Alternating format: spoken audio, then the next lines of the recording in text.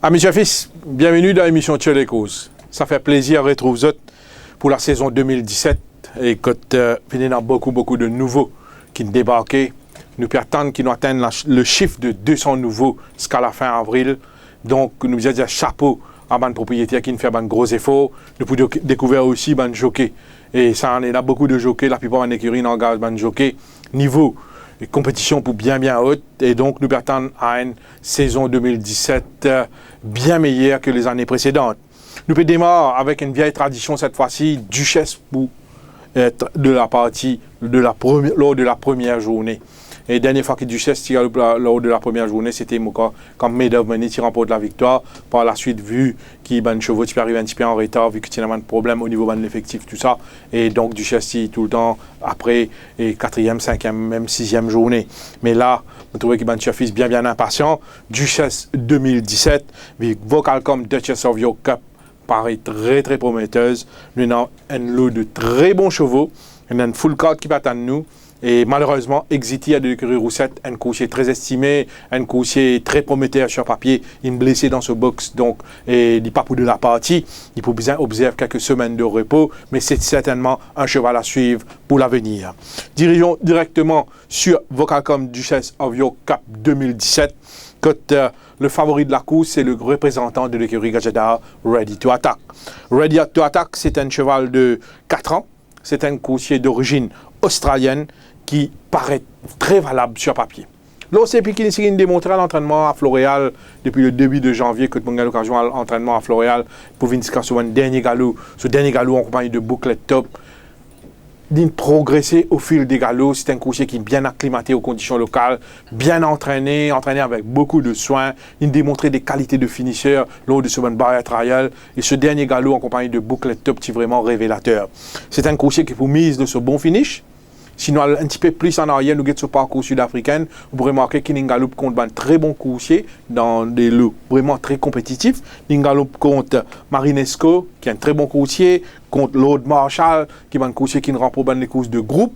Donc, Ready to Attack avec ce première ligne, 55 kg, qui est un handicap très favorable par rapport au top weight de la course.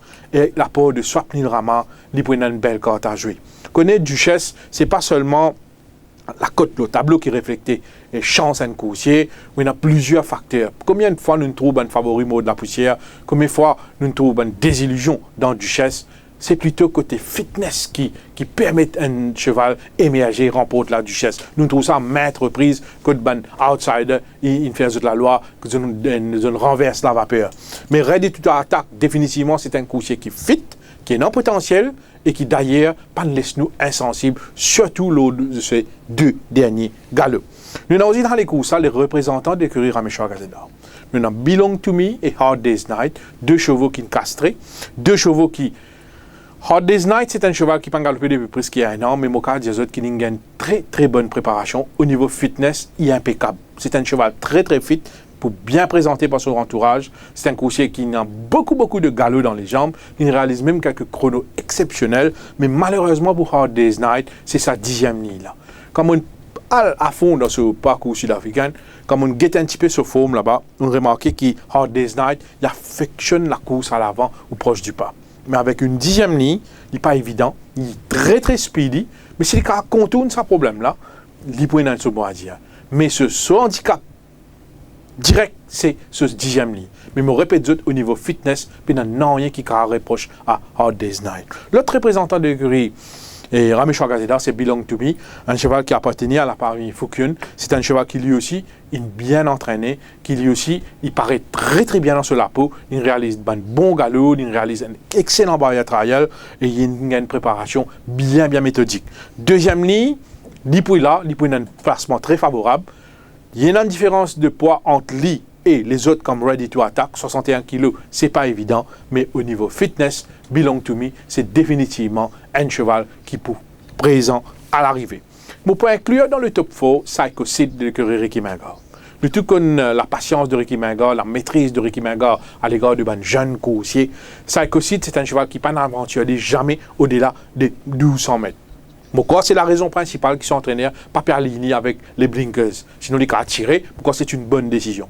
C'est un coursier pas trop expressif à l'heure des galops sur le sable, mais c'est un coursier qui a une jolie foulée, qui a une action plaisante.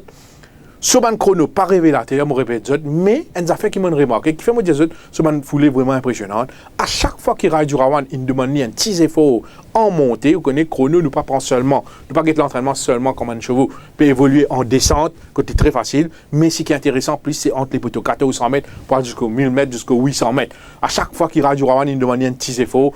À chaque fois, il termine ce galop plaisamment. C'est un coursier qui définitivement pas pour faire de la figuration. C'est un coursier qui a upset the odds. Pour moi, c'est lui le dark horse de cette course. Les autres chevaux comme Discoal, un coursier qui est un meilleur de sa génération, qui a beaucoup de classe. C'est un vétéran de 7 ans qui est capable de trouver les 1400 mètres un petit peu trop court. C'est l'aptitude. Il prend dans le Soledo le nouveau jockey Arnold, mais mon père un petit peu pas court pour lui, qui est capable de savoir un petit peu trop court. C'est l'aptitude.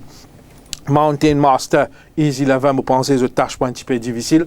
Rap Attack, c'est un bon coursier, qui est un joli modèle, qui a progressé lui aussi ces derniers temps, qui est capable de trouver la compétition un petit peu tough à ce niveau, mais c'est un coursier à suivre pour l'avenir.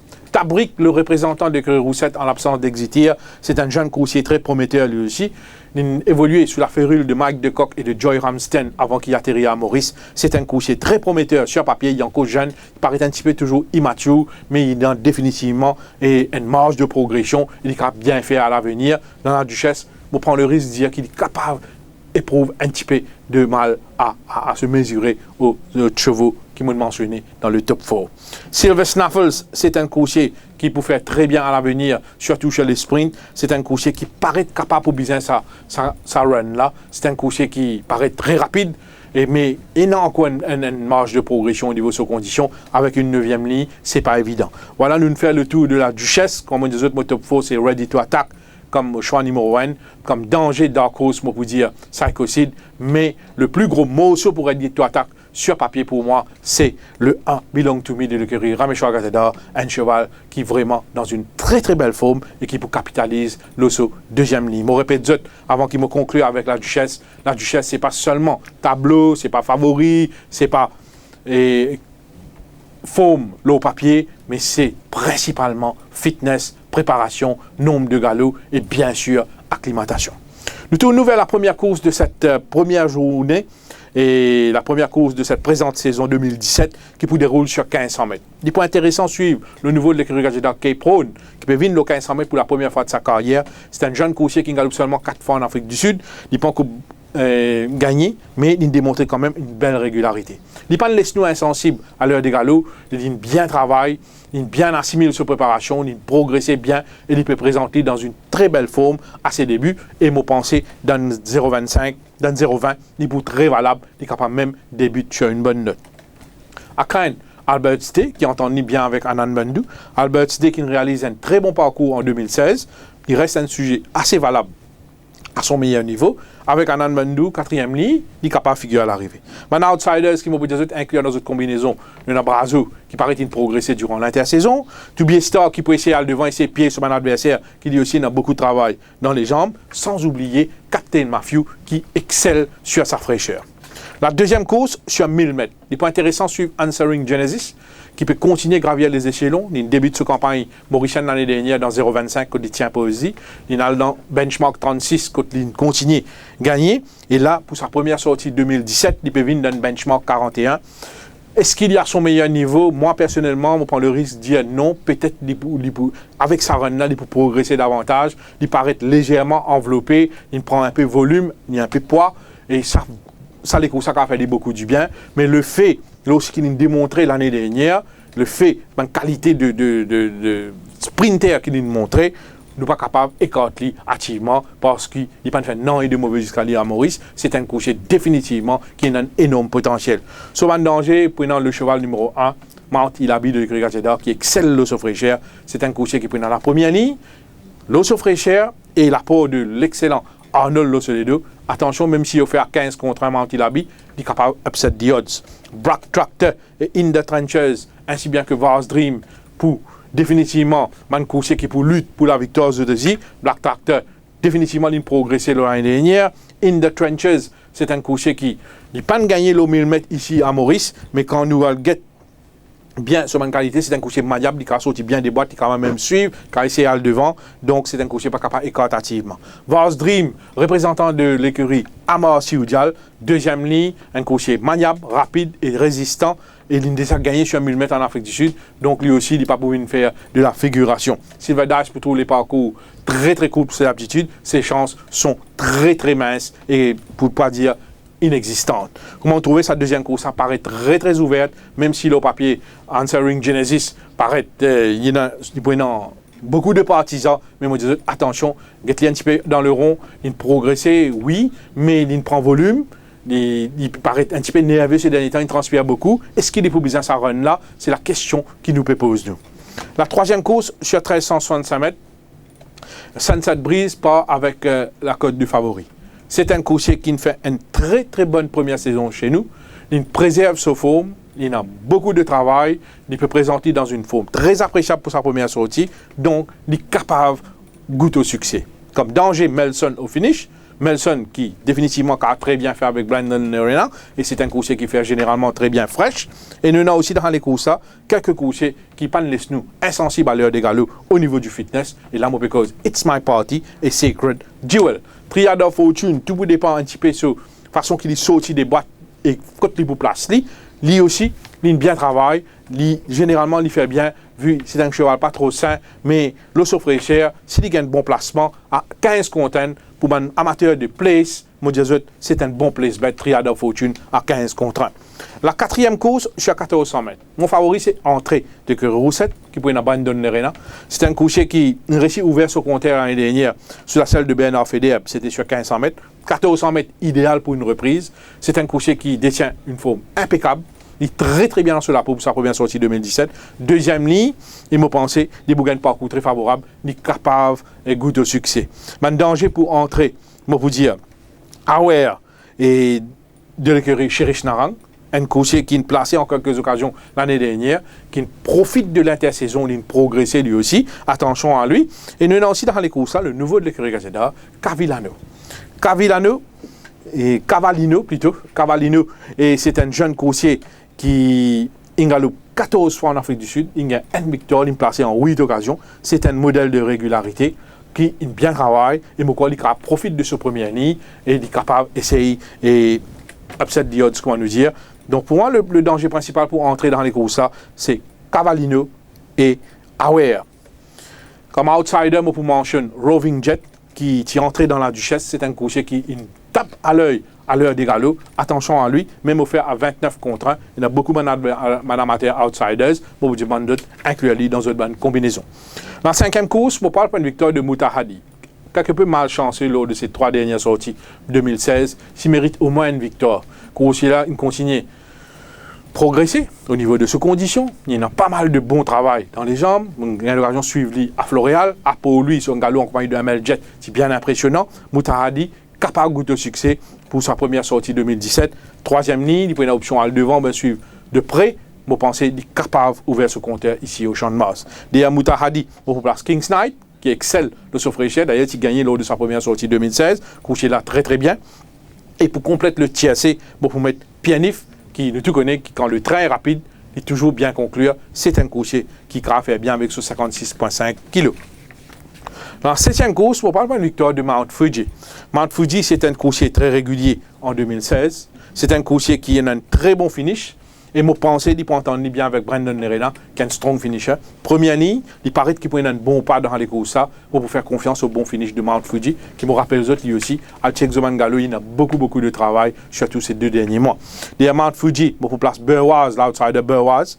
À 8 contre 1, Burwaz, c'est un coursier qui n'est pas pour loin de la vérité. Il progressait durant le break, attention à lui. 3e, 4e place, on met Ravata et Digripokri, 2 coursiers qui vraiment, lui aux autres aussi, ils ont un entraînement bien méthodique, ils ont beaucoup de travail, donc ils sont très au point physiquement. En 8e course, on parle pas une victoire du jeune Skip the Red de l'écurie Mangor. Un coursier qui est même placé dans la liste de race en Afrique du Sud.